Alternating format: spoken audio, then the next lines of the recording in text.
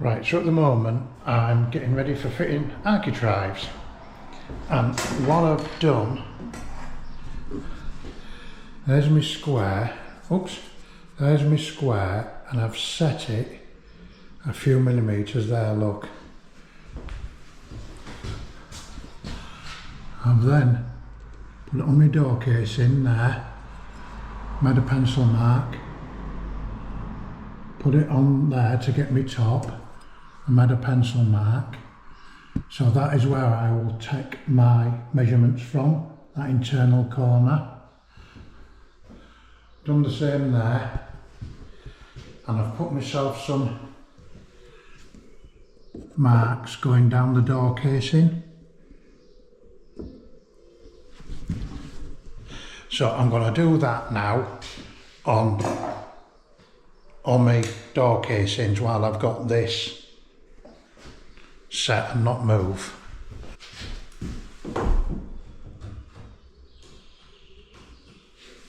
The only reason I put them up,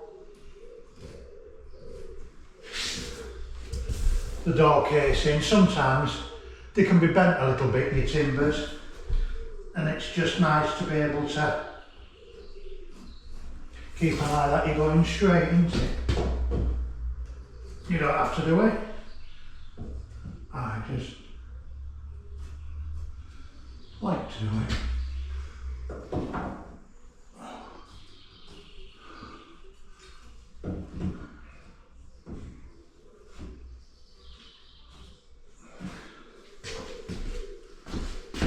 So it's as quick as that. Well, you can do it quicker, can't you? But you get the gist. Right, I'm going to go do all the others.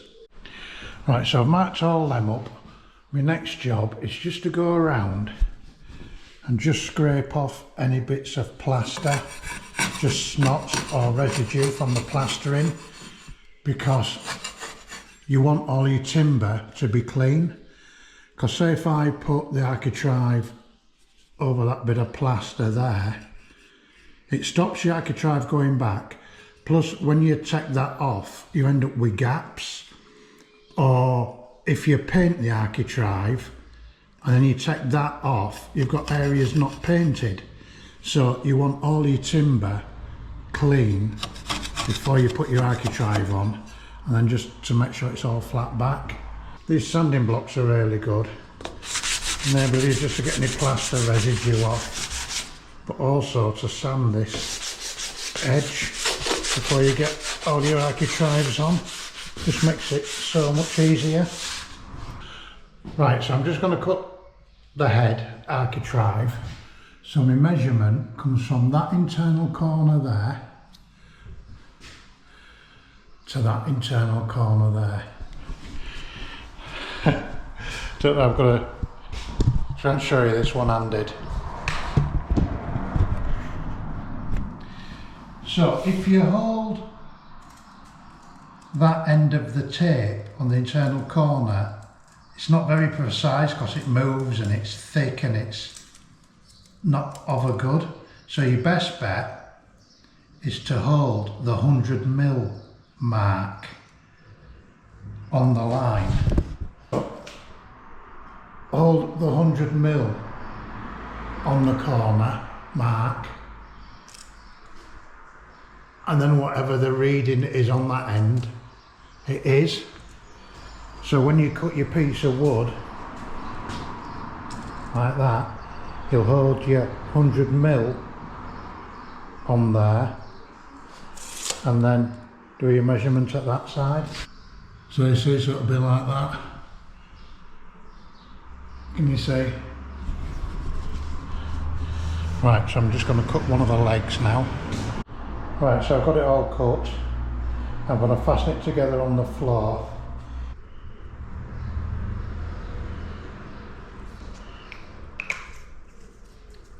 Some adhesive on. Some activator.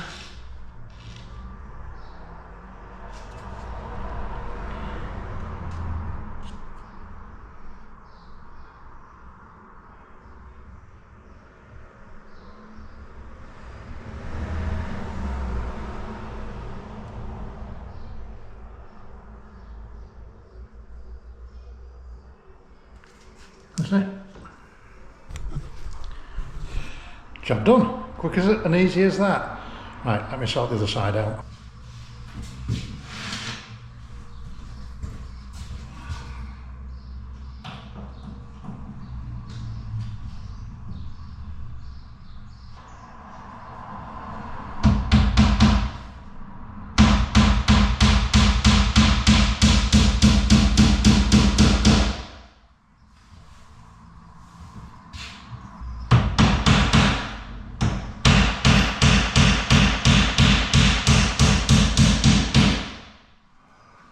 So I've got that tacked on at the top. Tacked on at the bottom in position. So I'm just gonna fasten it all up.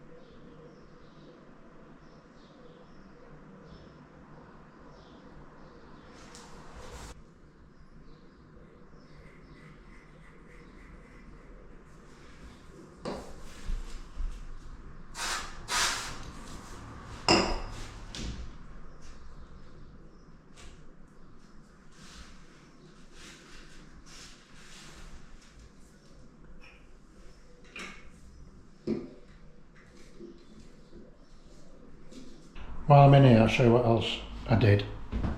So I've cut this back panel so that top piece is fixed, and I've got ready for my power socket. It's only in loose, it'll all go in plumb. And that all through there goes outside, and I've got an electric cable to go in. Then I made this.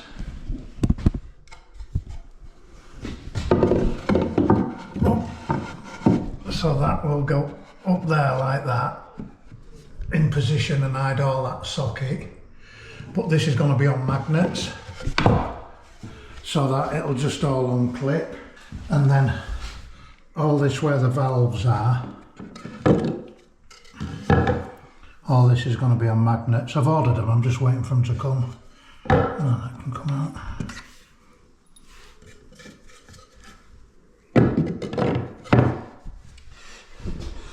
Then the rest are going to be on cups and screws, because there's going to be glass shelves in. So I'm getting there.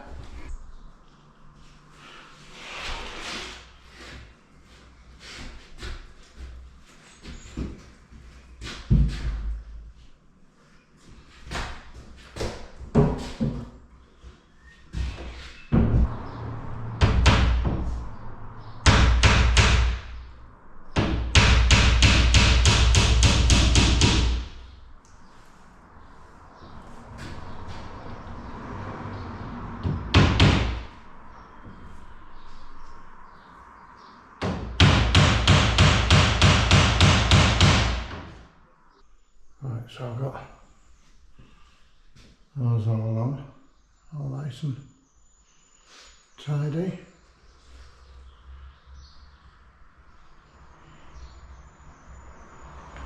Not bad for rough ass bricklayer, in my opinion. So what my plan is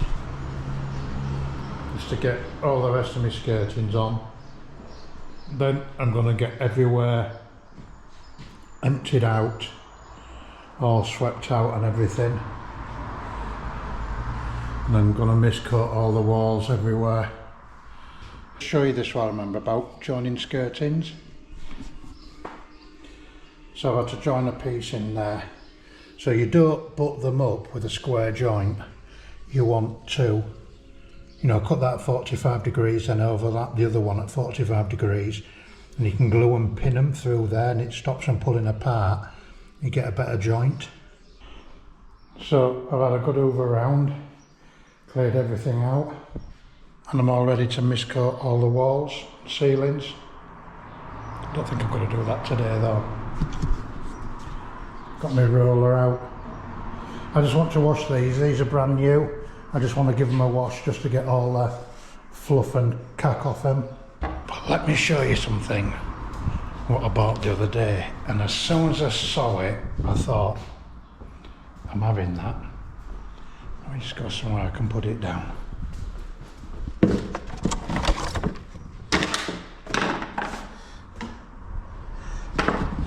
So I bought myself a Worcester Pelican.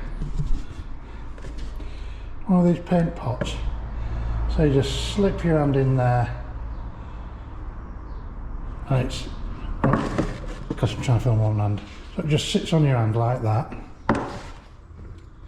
and your little mini roller will go in there and rolls up and down the angular side. This is just an old hard paintbrush, knackered. But look, got a magnet on it. So you can have your roller with you and your brush, your roller and your brush, and it's just not in paint flopping around and everything. But another thing what I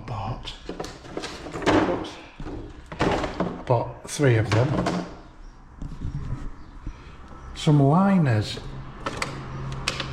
so they're dropping there like that, so I can have white undercoat in there, take that out with the white undercoat in, put in another liner and have blue gloss in there, for instance. And you can buy lids for them as well, so you can keep the paint in. And I just thought that is going to be fantastic for me when I'm up there cutting all the edges in and buggering about. So, Worcester Pelican. I'll see how I go on. So, because I'm miscoating, I'm not going to do my cutting in of my edges first. I'm going to miscoat with my roller, then I will follow on later on and cut in all my edges. But I only do that on my miscoat, just so I can crack on and get it on and done. But then when I do my top coats, I will paint around the edges, I'll cut in, I'll roller that to get rid of the brush marks, and then what? And then I'll roller that wall. This is just what I like to do. Don't mean to say it's right, and if anybody's got their own way, that's fine. I'm just showing you what I like to do. So when you stick your roller in your paint and you load your roller up with paint, it's full of paint.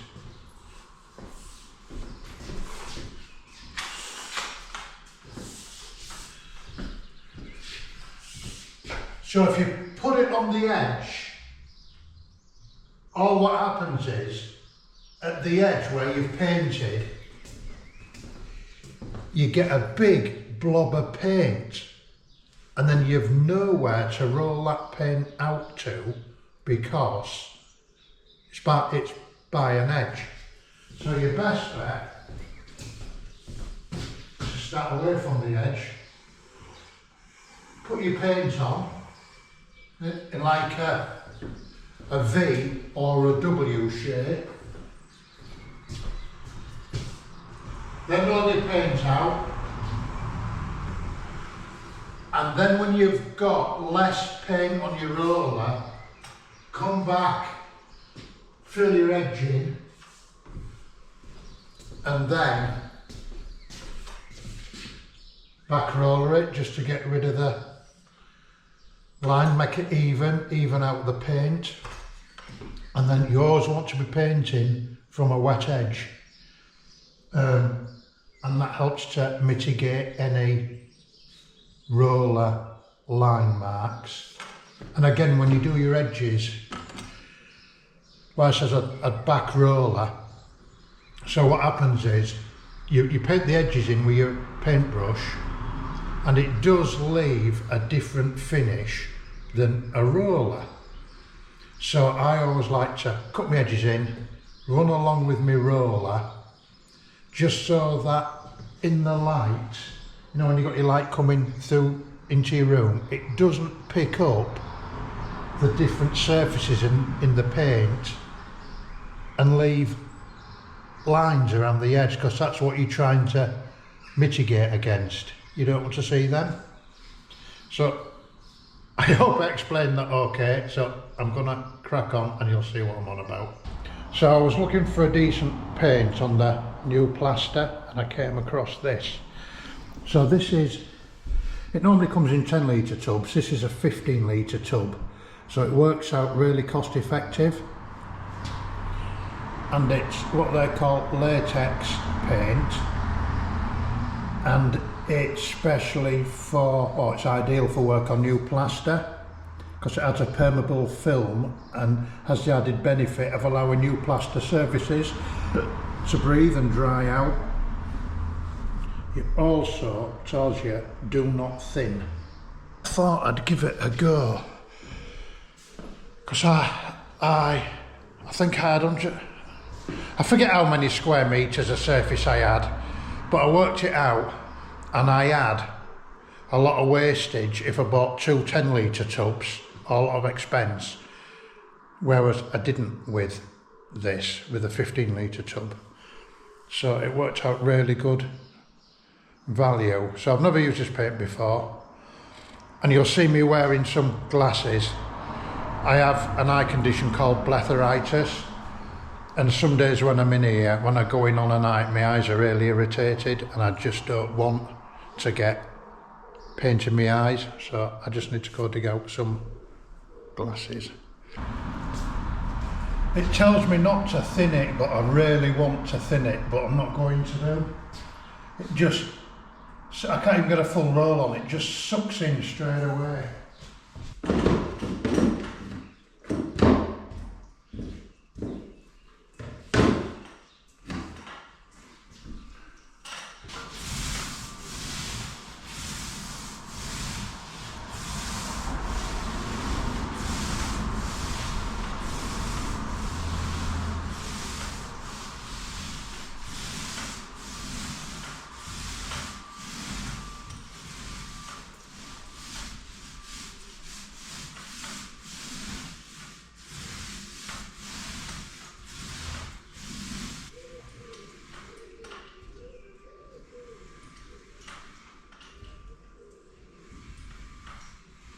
If this wasn't a mist coat, I'd be able to roll the full height of the ceiling. Well, I mean not the full height, there are ceilings.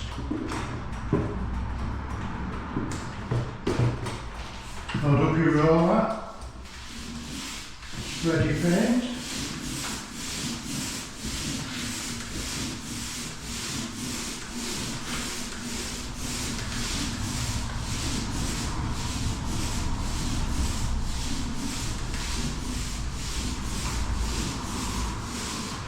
Turn me roll around and then get them off the inside.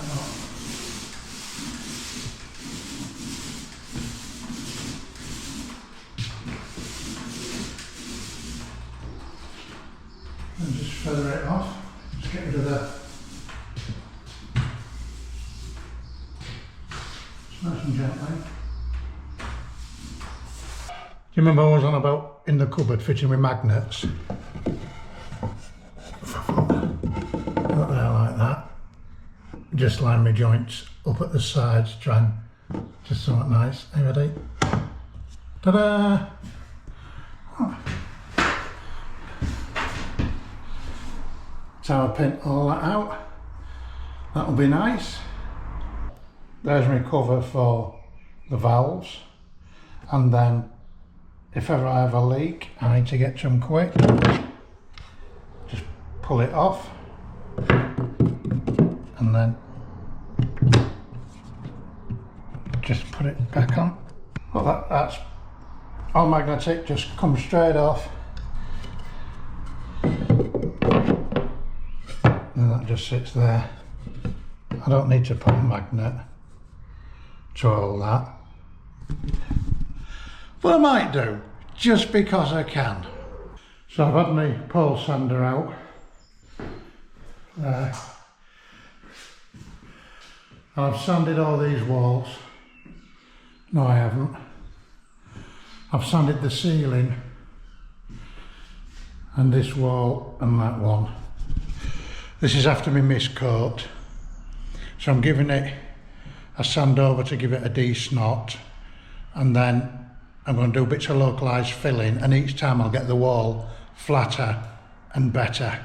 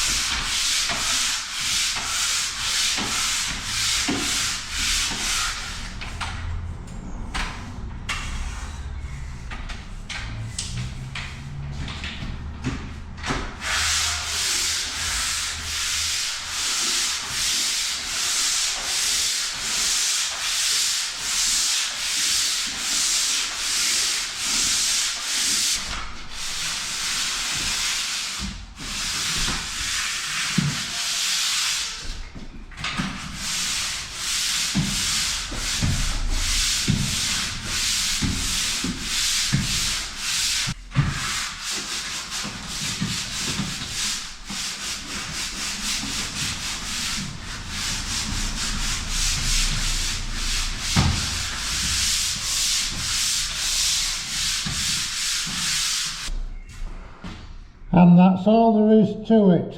Don't forget a mask. Right, so I carried on with mist coating yesterday. I did all my window reveals, all my Veluxy reveals. You know, I made sure everywhere was done. I then walked every room to make sure that I hadn't missed anywhere. And everywhere looked okay. Washed everything. Came in this morning. Bloody reveal's not done around the door. Look. There's always something. So what I'm doing today, I did sand down all in here with my pole sander. Really good at these.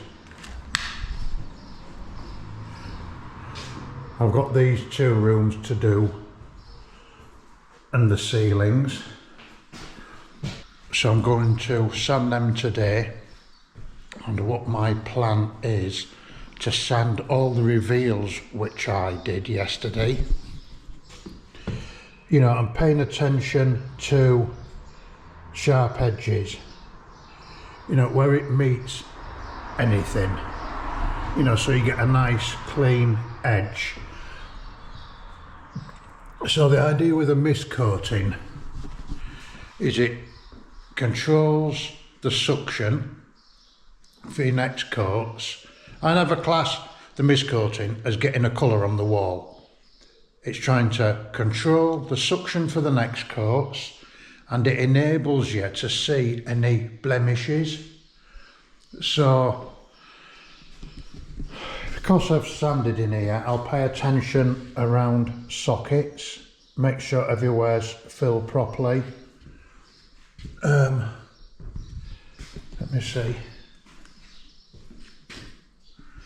Any rough bits like that, I'll resand and fill if needed. Little blemish there, I'll fill.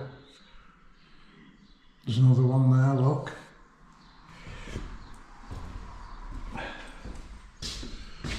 just down there, gap in the corner, do you see? Get these snots off.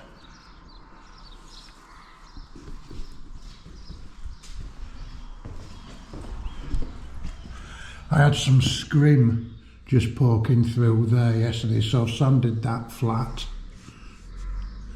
I've got another bit somewhere up in this corner. Do you see? And this is what it helps you do. It helps you find anything. And then another thing which I've got is some popped nails. It's popped up there. And there, look. So again, it's all in the details. But it's worth spending the time to do it because you get a better class of finish. You see, it just shows these up, look, just little snots.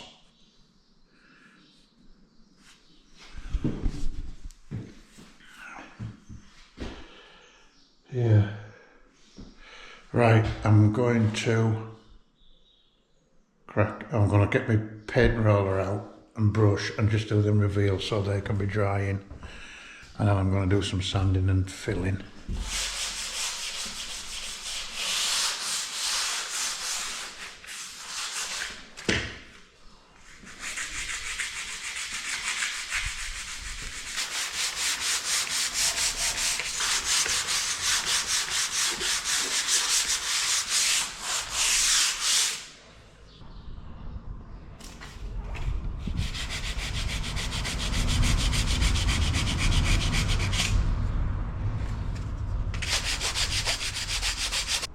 Oh, it's not a nice job sanding, but you need to make it nice. So I wear that mask, which is a really good mask, and it just makes the world of difference. You know, so you can soon, you know, I use my little hand sander and my pole sander. So it's not bad, but I'll tell you something what makes it really lovely. When you're sanding and you just see all the little snots and little blemishes coming off, and you know you're getting a nice flat surface, it makes it such a worthwhile job for getting the quality. So it is really worthwhile, and when you see it, makes me happy. Then I've got my over out, I'm just going round removing all the dust. And then, so people see me here, because I'm on the road, people see me working and that lot. And I'm out here, some days on a weekend, if it's not noisy, I can be in here at 6 AM, 6:15, and people see me, and I don't go in for dinner, I just stay out here till I go in. So I'm going to show you what I've been given today. So somebody's brought me a bag of almond tarts. Then I've been brought some tea cakes. Then I've just been brought some sandwiches.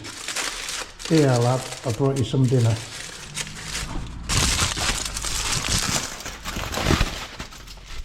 What? Sandwiches? How good is that? Just going to make some filler, and I'll just go fill things like that.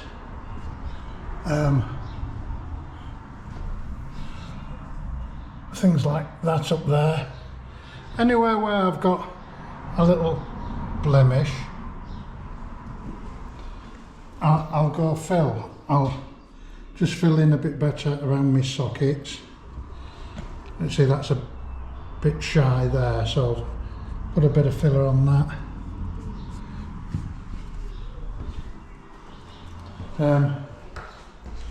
I've got some pop nails. Now, fill them. The filler what I like to use either Gyprock Easy Fill, but I haven't got any, or this, it's just from Screwfix. It's a powdered filler. Same for the timber. I like for filling all my skirtings in.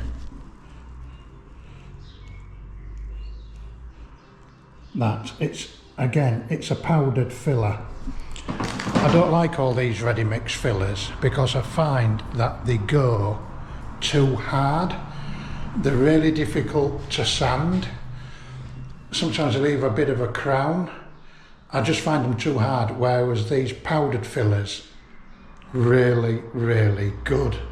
And you make yourself a decent job easily. So right, I'm going to get some mixed.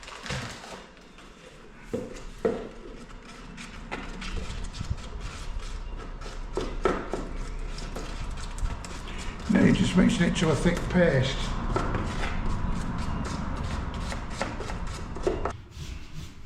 You don't want to get any dust off.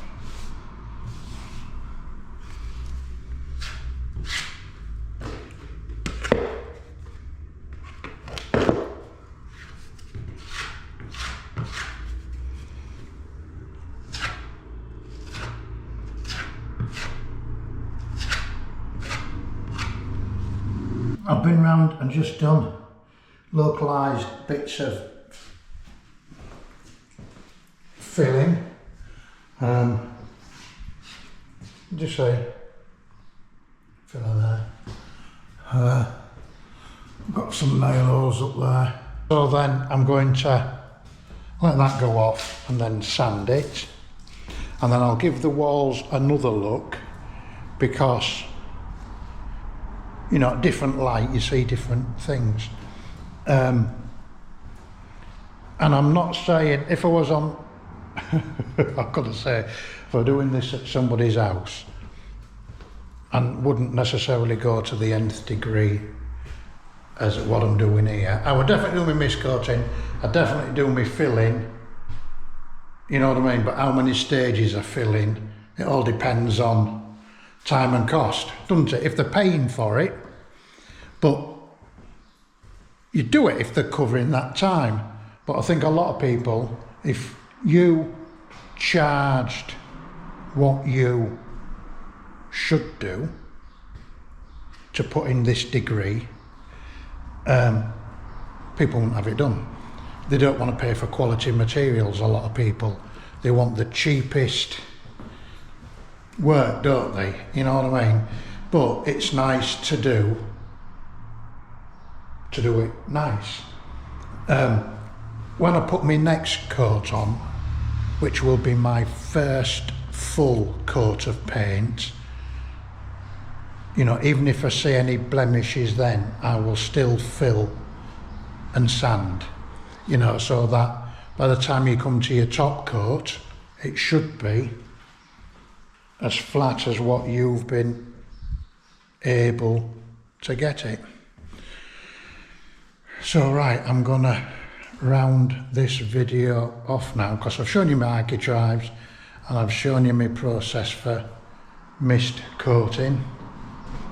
So I hope you've enjoyed it, and I will see you again next time, because I think the next video I might be putting the kitchen together, maybe. I'll see. Right, see you all later.